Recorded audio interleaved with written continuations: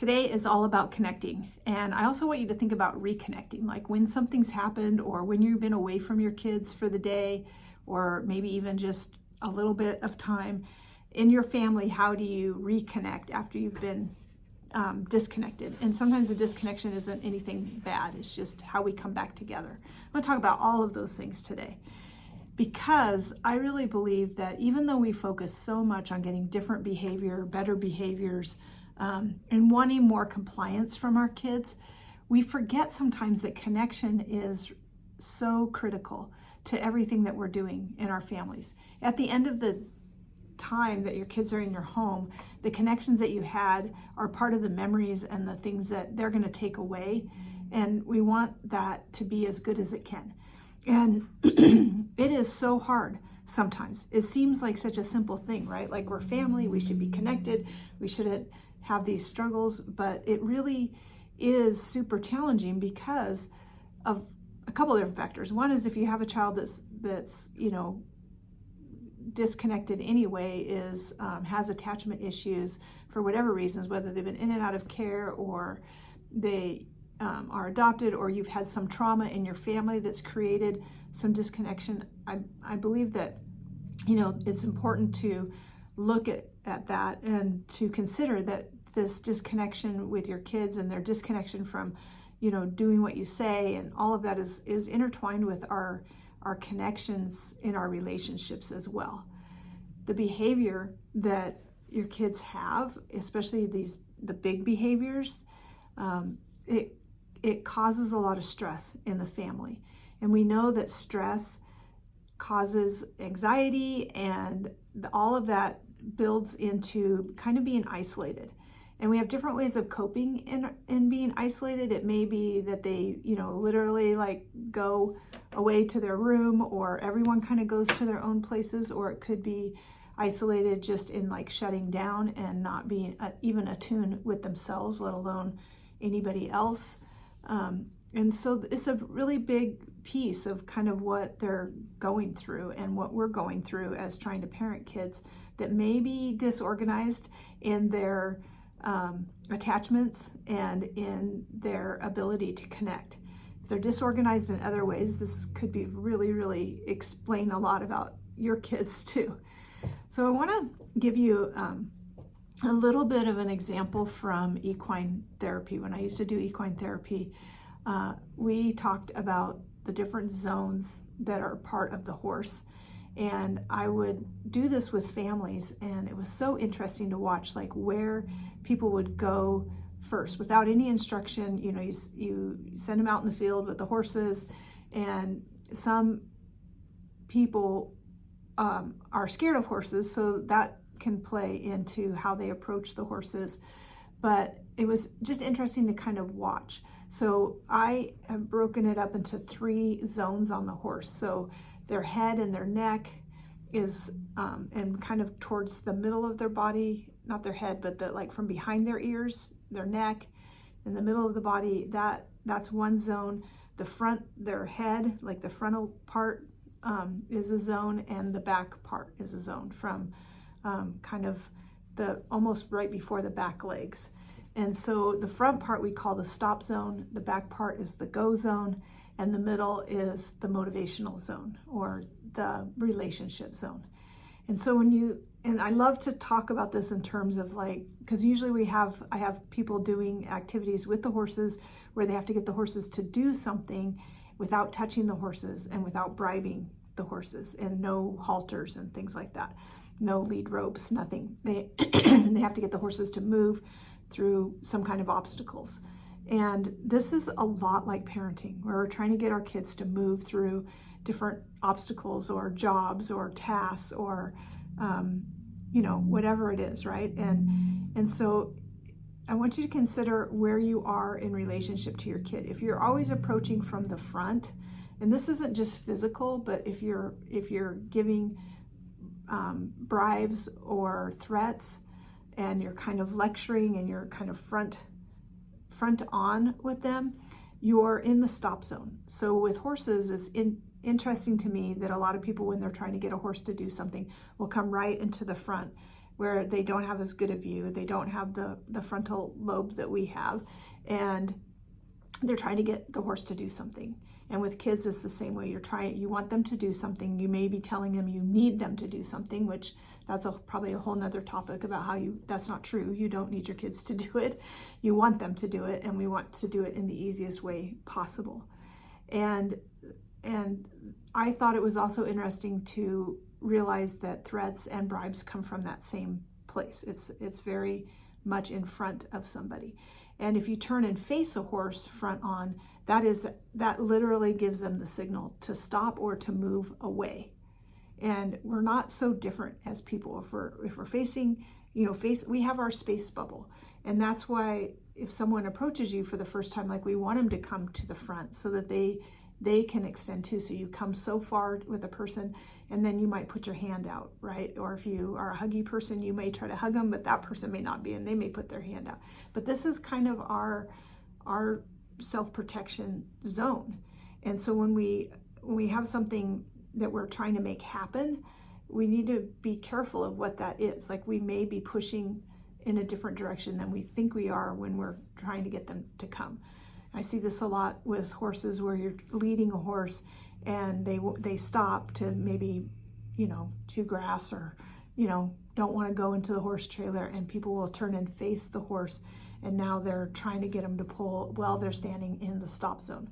So just interesting to think about where you are in relation when you're trying to get your child to do something.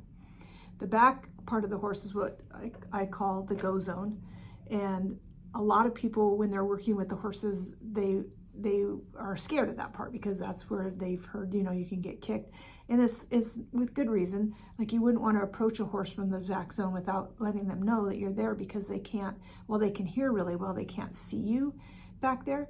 So it's important to, but I do see a lot of people that will come out to work with the horses, and they'll start brushing, right on towards the back, right? And not go first to the horse and hey, nice to meet you, let them smell you, that kind of thing. So I have watched it long enough to know that, like, sometimes they're the same way in their other relationships. Like, they don't come and kind of make your acquaintance. They may ignore you, or maybe they don't do that. They just start right in with telling you everything or whatever. So it's just, you can kind of think about yourself and how you meet new people, and kind of where you stay, and how you, and also in how you try to motivate your kids.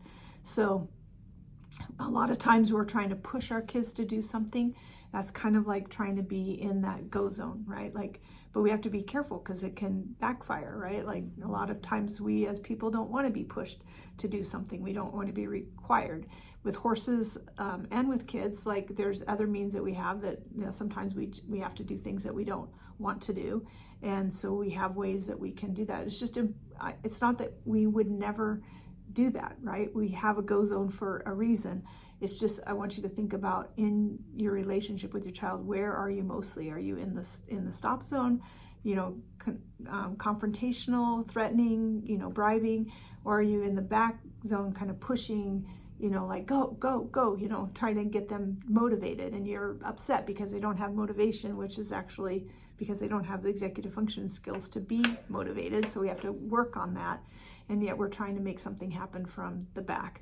I also like to think about, sometimes it's like we're driving the bus from the back instead of being, in the right place where we need to be. So all of these zones have their purpose, and all of them are where horses communicate with each other in these different zones, and we communicate with people in different zones.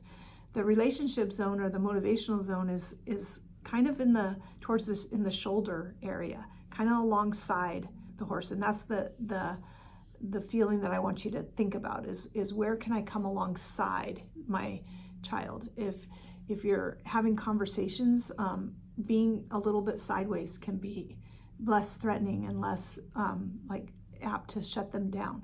But this is where we make our connections, right? Like, we make an initial connection in the stop zone in the front, but then we want to move when we can into that relational zone. Now, sometimes we don't have the relationship yet to do that. And so I see some parents that will try to be only relational and never, have any direction that they're providing. If you're in the relational zone, it's not to allow that horse to lead you. You have to still have clear direction of where you're going. I always tell people when they're working with horses, look where you want to go.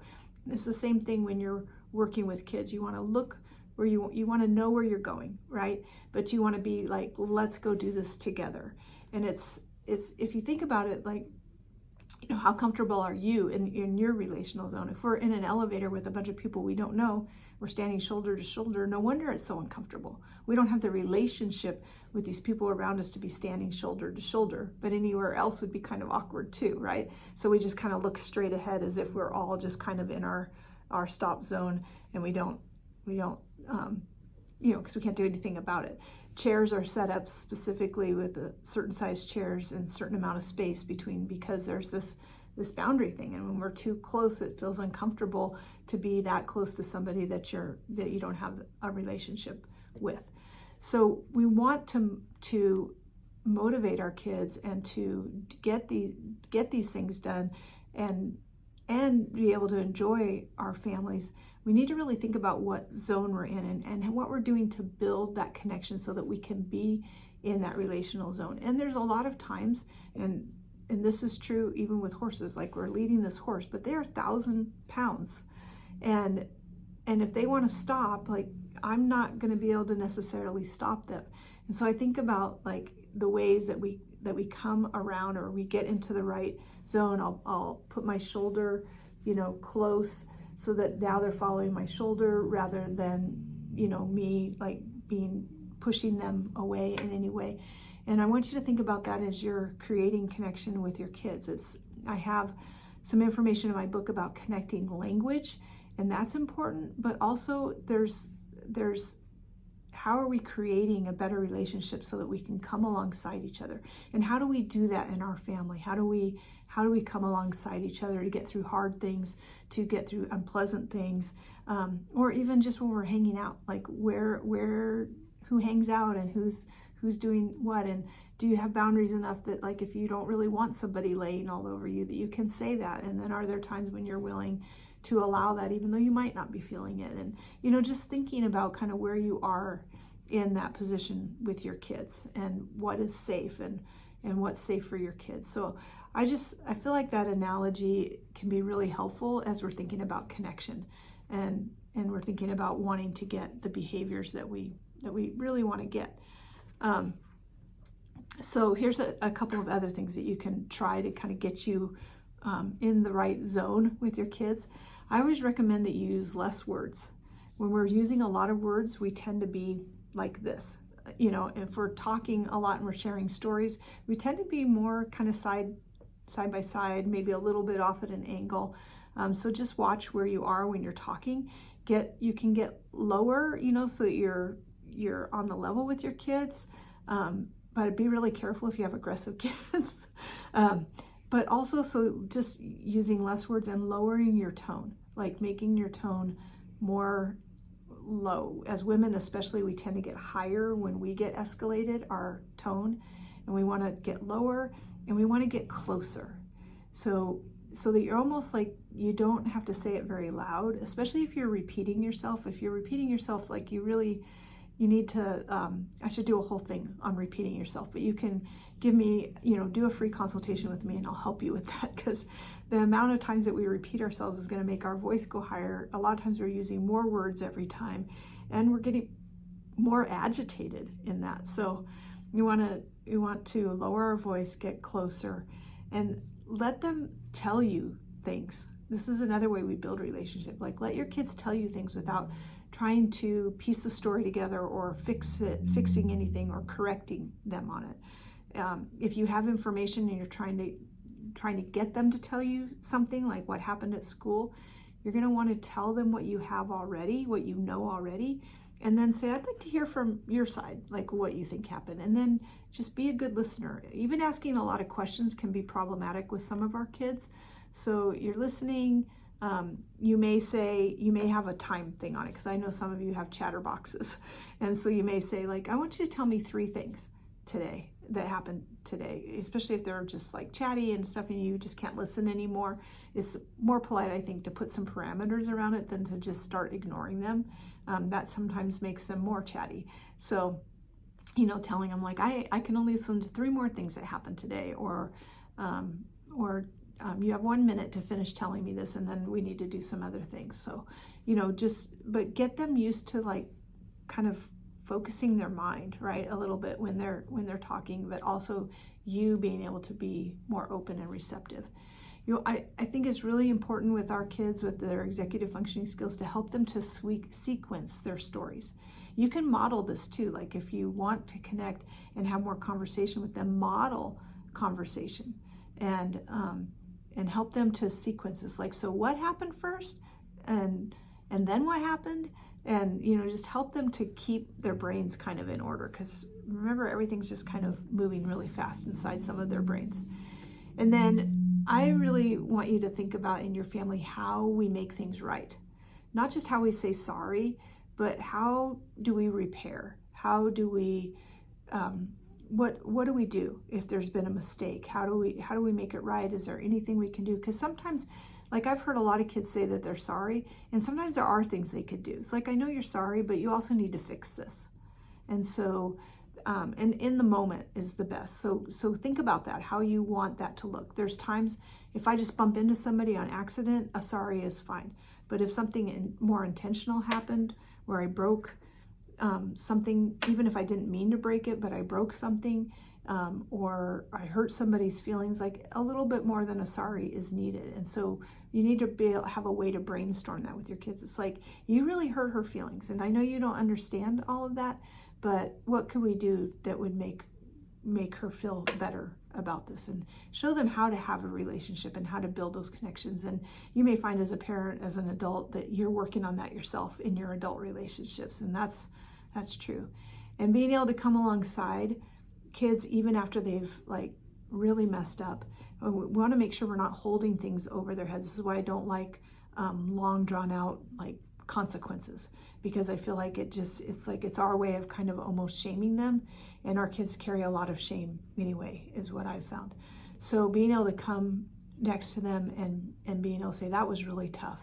I'm really glad you got calm after you had that meltdown, instead of like, you know, you had 3 meltdowns this week, and you know, all of this kind of stuff. Like just being able to come alongside them in this hard thing and watch how the connection starts to change that dynamic. It's just amazing.